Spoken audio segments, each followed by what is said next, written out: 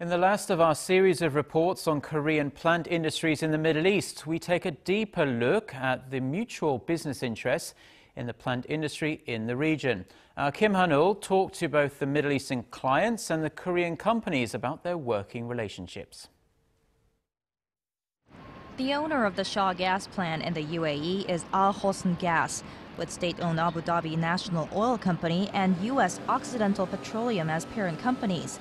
Samsung Engineering clinched the contract in 2010, and the job is almost 80% complete and currently on schedule. The client is satisfied with choosing to work with a Korean counterpart. Samsung and most Korean companies that are working in the Middle East have a very, very good reputation for maintaining the schedule on a project. And that's not easy when you have logistics issues, you have materials issues, there's pricing issues. So it's a very, very challenging job. And Samsung, based on all those, was selected to do this part of the job. The PP11 combined cycle power plant in Saudi Arabia, contracted by Hyundai Heavy Industries, is owned by Duruma Electricity Company. The construction is in its completion and now going through its testing stage. The client who worked on this project thinks very highly of the Korean work culture. The Korean work culture is exemplary in many regards. The dedication, the objectivity of looking at a particular task and saying that task is to be done, not may be done.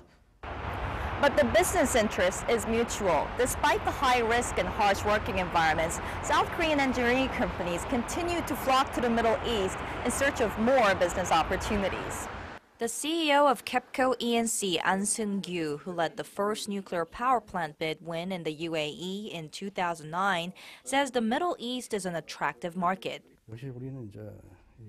These days, the demand in the domestic market is limited, and the market itself is very small, so it is not enough to thrive. In that regard, more companies are going to the Middle East, where there are more opportunities and so-called oil money. However, competition is very high for the plant contracts in the Middle East, and Korean companies face challenges. The key is diversification. The key to success right now for the Koreans is to be able to maintain such a workforce and also to diversify in other market segments, such as power generation and maybe also offshore. Industry experts believe the Koreans have established a strong reputation in the Middle East, and if they continue on that path, they will be able to maintain success. Kim Han-ul, Arirang News, Dubai.